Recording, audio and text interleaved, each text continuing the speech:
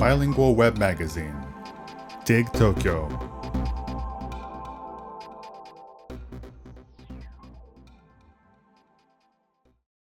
One. Prologue.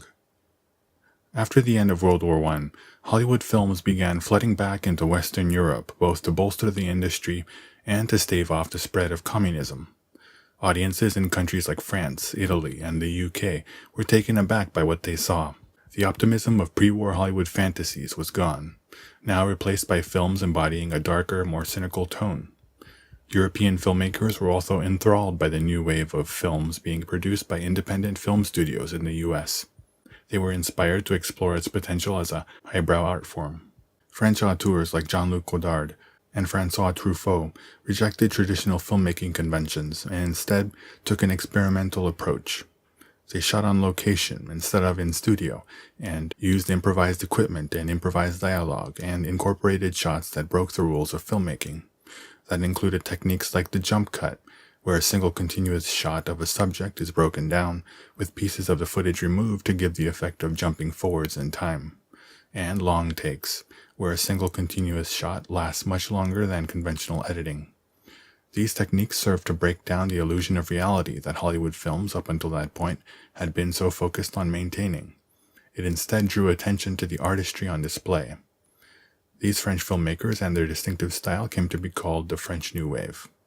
This wave of auteurist filmmaking would sweep across Europe and then overseas to countries like Japan throughout the 50s and 60s.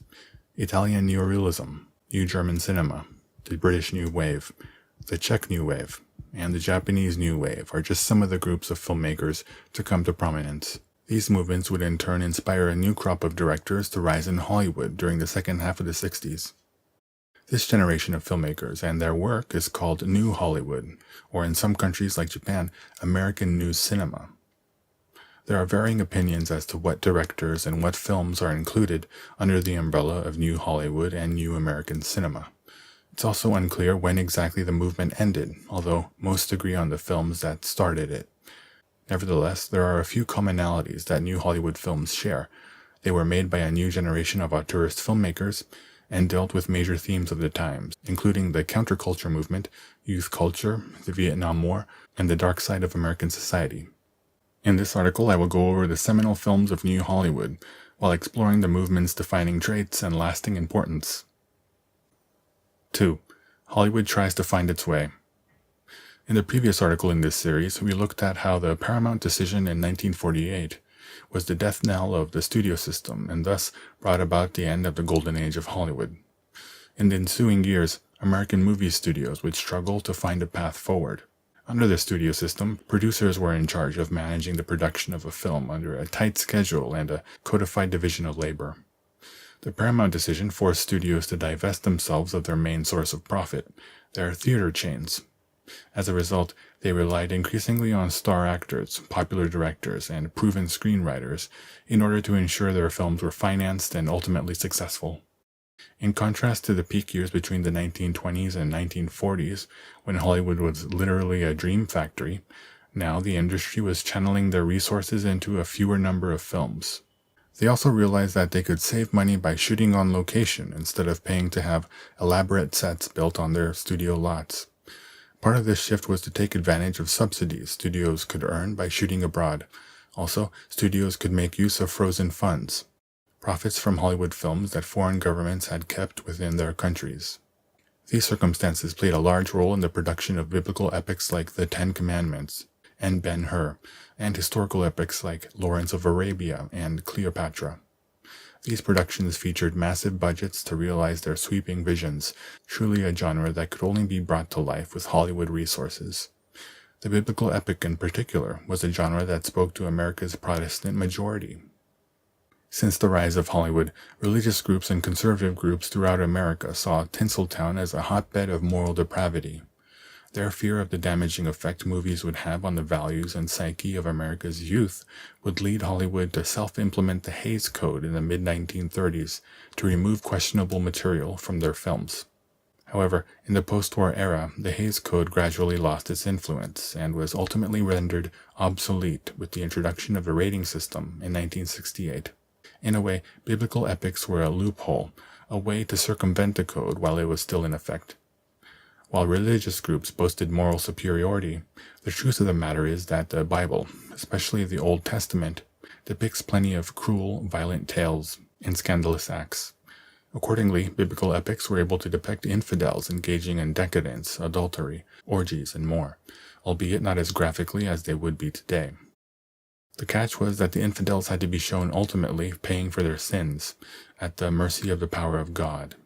In effect, the films were a way for Christian believers to experience the thrill of depravity vicariously, while ultimately being able to leave the theater with their beliefs having been confirmed.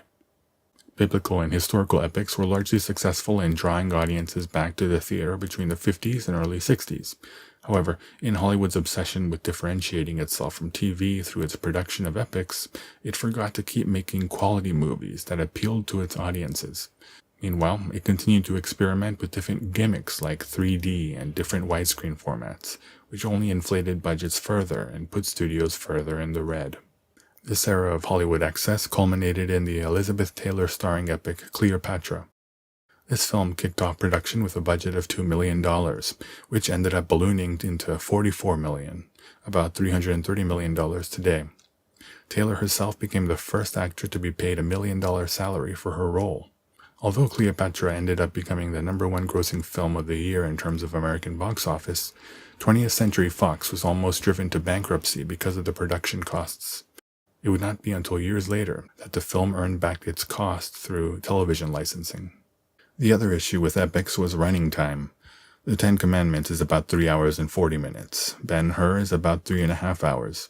Lawrence of Arabia is about 3 hours and 50 minutes, and Cleopatra is about 4 hours. A 2-hour running time would allow for much quicker audience turnover. 20th Century Fox was saved from bankruptcy by the worldwide success of 1965's The Sound of Music. Musicals were Hollywood's other favorite genre during this transitional period, a feel-good spectacle that the entire family could enjoy. 1961's West Side Story is one such example.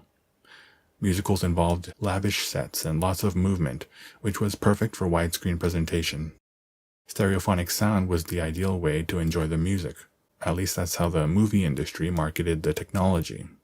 In 1964, My Fair Lady enchanted audiences around the world and was both a critical and commercial success. With a budget of $17 million, it was the most expensive movie shot in the US up until that point. Although most of star Audrey Hepburn's singing was dubbed by singer Marnie Dixon, her star value was undisputed, and she became the first actor to be paid $1 million for a musical. After The Sound of Music became a worldwide phenomenon in 1965, Hollywood studios scrambled to duplicate 20th Century Fox's success with a string of musicals.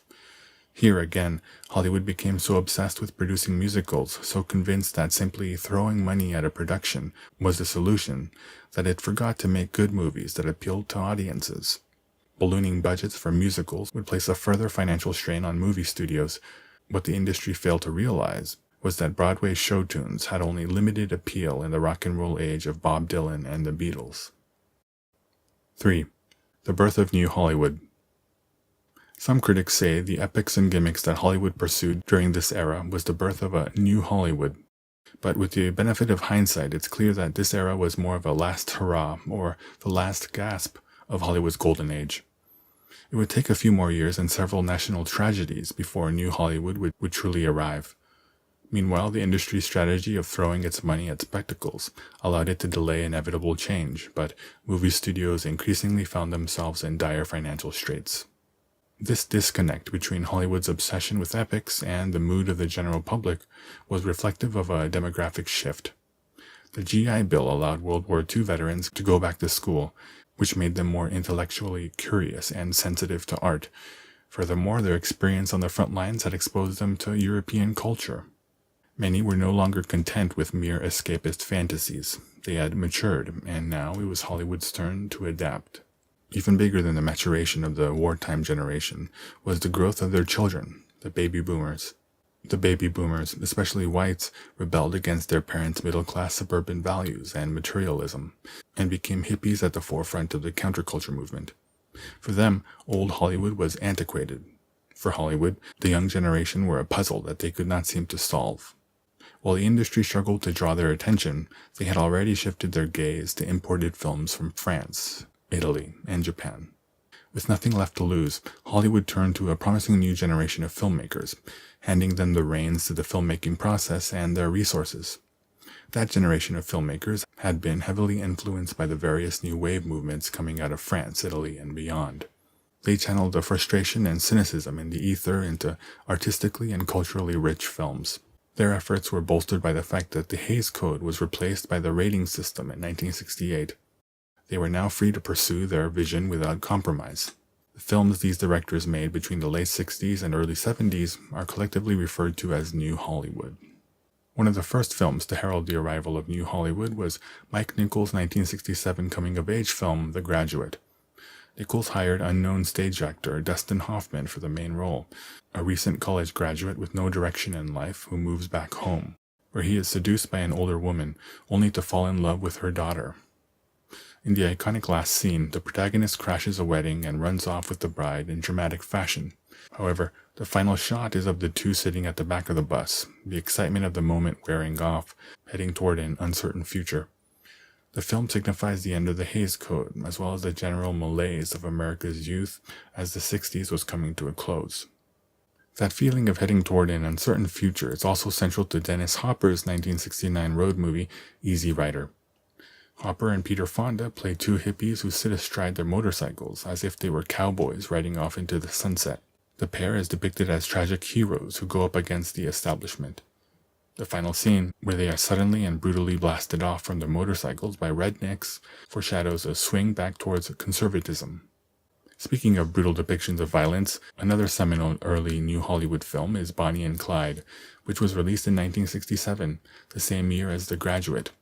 It follows Bonnie Parker and Clyde Barrow as they embark on a bank-robbing spree characterized by anti-establishment rebellion.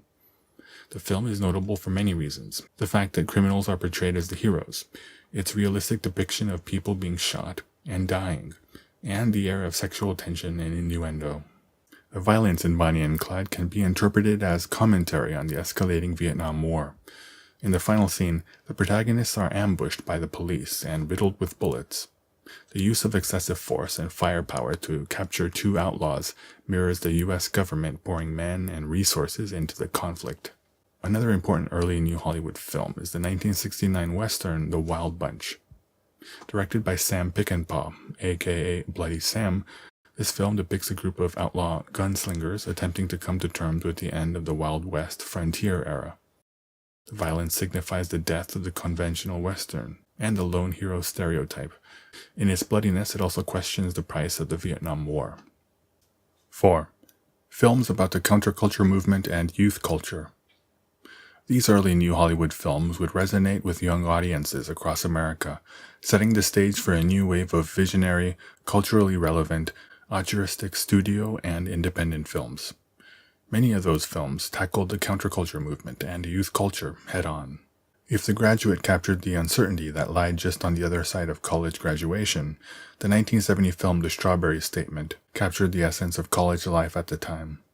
Based on the nonfiction book by American author James Coonan, it is a first-person documentary of the Columbia University protests of 1968. The film is set at a fictional California university, where a student indifferent to the political upheaval around him is gradually pulled into the student protests. The title is a reference to a statement made by a vice dean at Columbia University. Whether students vote yes or no on a given issue means as much to me as if they were to tell me they like strawberries. Another film that captures the counterculture zeitgeist is Woodstock, the Director's Cut, 3 Days of Peace and Music. This 1970 concert film documents the Woodstock Festival, which took place on August 15, 1969, and symbolized the peak of the hippie movement. In the months and years that followed, the movement would sink into disillusionment as the quagmire of the Vietnam War dragged on and on. The film won Best Documentary Feature at the Academy Awards, and set the tone for concert films to come. Martin Scorsese is credited as an editor on the film. Other films, like The Graduate, captured the rudderlessness of young American men during the early 70s. Hal Ashby's 1971 coming-of-age film Harold and Maude is one of the best. It follows a young man who stages elaborate suicide pranks in order to get his parents to see him, as he befriends an elderly Holocaust survivor and learns about the joys of living. Another seminal coming-of-age film from this era is George Lucas's 1973 film American Graffiti. Based on his own adolescence, the film is set in Modesto, California in the early 60s, and depicts a night in the life of a group of recent high school graduates obsessed with girls, cars, and rock and roll. The nostalgia for the innocence of the early 60s is palpable. Many of the films produced during this period that feature a female protagonist have strong horror elements, something that can be construed as a reflection of the women's liberation movement that had emerged in the late 60s. Three famous examples are Roman Polanski's Rosemary's Baby, William Friedkin's The Exorcist, and Brian De Palma's Carrie. These films depict young women being violated or possessed by an evil spirit, or being tormented by their human peers. In this way, they portray women at the mercy of a male-dominated society, unable to exercise control over their own bodies. In the bloody climax of Carrie, she unleashes her telekinetic powers and kills her classmates and teachers. Some view the film as a tale of women's empowerment, but more than anything, the depiction of women as inhuman or monster-like speaks to deeply rooted misogyny. Other new Hollywood films reflected the changing attitudes towards love and sexuality. The era produced a number of romantic comedies that explore the anxiety and the trials and tribulations of young Jewish men in love. Elaine May's 1972 film The Heartbreak Kid is one such film, and was directed, produced, and written by Jewish Americans. It is the story of a nebbish, self-absorbed Jewish man who has just gone through a traditional Jewish wedding. While on his honeymoon, he meets and pursues a blonde Midwestern college girl, and impulsively ends his marriage in order to pursue his ideal woman. Among Jewish communities, tradition was sacred, meaning that families frowned on marrying outside of the religion. In other words, the idea of a Jewish man being charmed by a non-Jewish woman was a fantasy of rebellion. Speaking of nebbish Jewish men, Woody Allen is another director that is frequently associated with New Hollywood. Allen made his debut in the 1960s as a comedy writer for television, and started writing and directing movies in the second half of the 60s. It's arguable whether his 1977 film Annie Hall belongs on the list of New Hollywood movies. It's arguable whether Allen himself can be labeled as Hollywood, but it is the culmination of romantic comedies centered on the neurotic Jewish man. The film is about one such man, played by Allen, who tries to figure out why his relationship with the titular non-Jewish woman, played by Diane Keaton, has failed. Another important New Hollywood film in the way it tackles sexual topics is John Schlesinger's 1969 drama Midnight Cowboy. It follows a young Texan who moves to New York City and becomes a male prostitute, and befriends a con man with a limp who dreams of moving to the carefree beaches of Miami. It is the only X-rated film ever to win Best Picture at the Academy Awards. William Friedkin's 1970s drama The Boys in the Band is notable for being one of the first major Hollywood pictures to center on gay characters. It is the story of a group of gay men in New York City who gather together one evening for a birthday celebration. This film also features a cowboy who is a male prostitute. The portrayal of cowboys in these two last films reflects a shift away from the stereotypical depiction of Western machismo. 5. Films about war, politics, and the dark side of American society. The aforementioned Bonnie and Clyde and The Wild Bunch address in an indirect way the fragile state of the world at the time, with the specter of nuclear war looming and the Vietnam War devolving into a quagmire. Other films of the era address these issues in a much more overt way. The zombie apocalypse depicted in George A. Romero's Night of the Living Dead, for example, is a clear metaphor for the Cold War. The shocking last scene, where the black protagonist survives the zombie hordes only to be shot by a posse of white men mistaking him for a zombie, reflects the racial tensions and upheaval of the times, but it continues to resonate today. 1968's Planet of the Apes is one of the most essential science fiction films to come out of the era.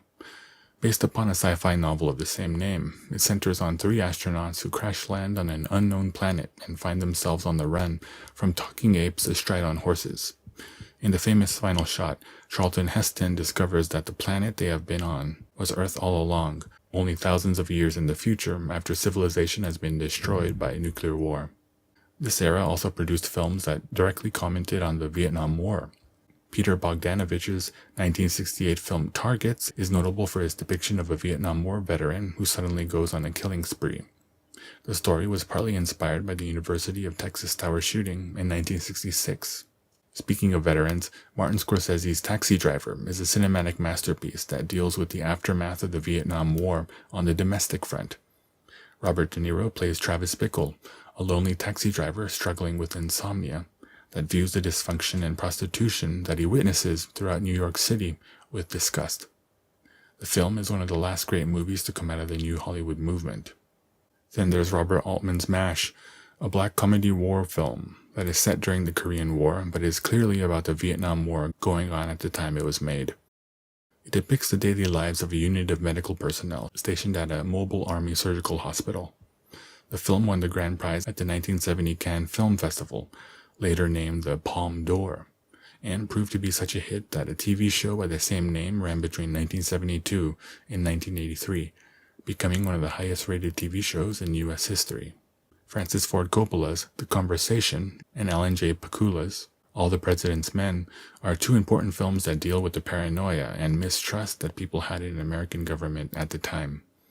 The former is a mystery thriller about a surveillance expert that realizes his recordings reveal a potential murder, while the latter is a political thriller about the 1972 Watergate scandal that brought down the presidency of Richard Nixon.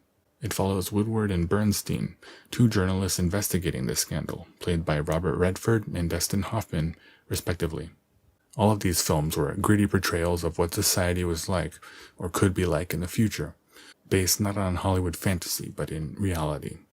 Instead of averting their eyes from society's problems, these filmmakers decided to address things head-on. In the process, they completely changed the face of Hollywood.